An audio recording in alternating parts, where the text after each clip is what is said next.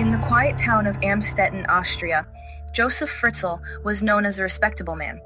To his neighbors, he was simply a well-regarded engineer, professional, reliable, and seemingly normal.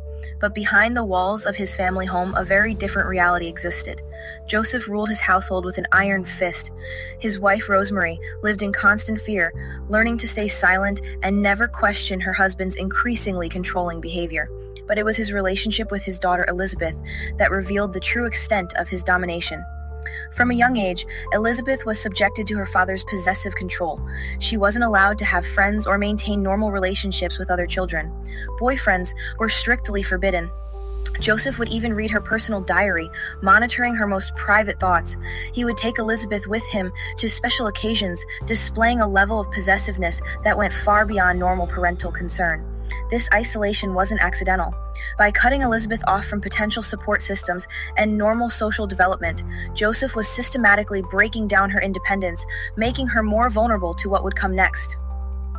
In 1984, when Elisabeth was 18 years old, Joseph's control escalated to an unimaginable level. He lured his daughter into the basement of their home, claiming he needed help installing a door. What Elisabeth didn't know was that her father had spent months secretly constructing an elaborate underground prison beneath their house.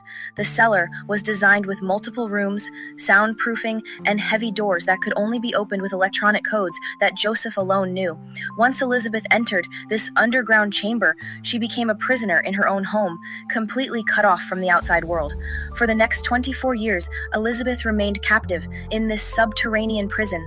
During this time, she endured repeated abuse and gave birth to 7 children under horrific conditions. The cellar had limited space, poor ventilation, and virtually no access to sunlight or fresh air. Meanwhile, Joseph maintained his double life with chilling efficiency.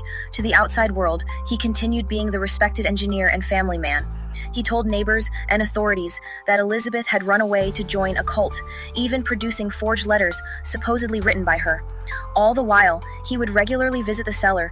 Of the 7 children born in captivity, 3 were brought upstairs to live with Joseph and Rosemary, who were told they had been abandoned by Elisabeth. 3 others remained in the cellar with their mother, never seeing sunlight or experiencing life outside their underground prison.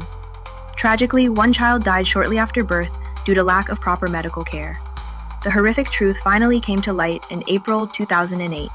Kirsten, one of the children who had lived her entire 19 years in the cellar, became seriously ill and required immediate medical attention. Joseph was forced to bring her to the hospital, where doctors became suspicious of the family's explanations. When medical staff made public appeals for the girl's mother to come forward, Elisabeth finally convinced her father to allow her to visit the hospital. It was there, after 24 years of imprisonment, that she finally revealed the truth to authorities. Joseph Fritzl was arrested and charged with multiple serious crimes, including imprisonment, sexual abuse, and murder. In March 2009, he pleaded guilty to all charges and was sentenced to life imprisonment. Elisabeth and her children were provided with new identities and extensive psychological support. Despite the unimaginable trauma they endured, reports indicate that the family has shown remarkable resilience in their recovery.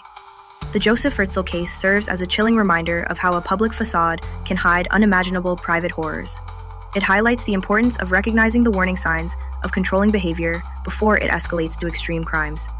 Most importantly, it demonstrates the incredible strength of survivors and the human capacity to heal and rebuild even after the most horrific experiences. This case continues to inform discussions about domestic abuse prevention and the critical importance of supporting those who have experienced severe trauma.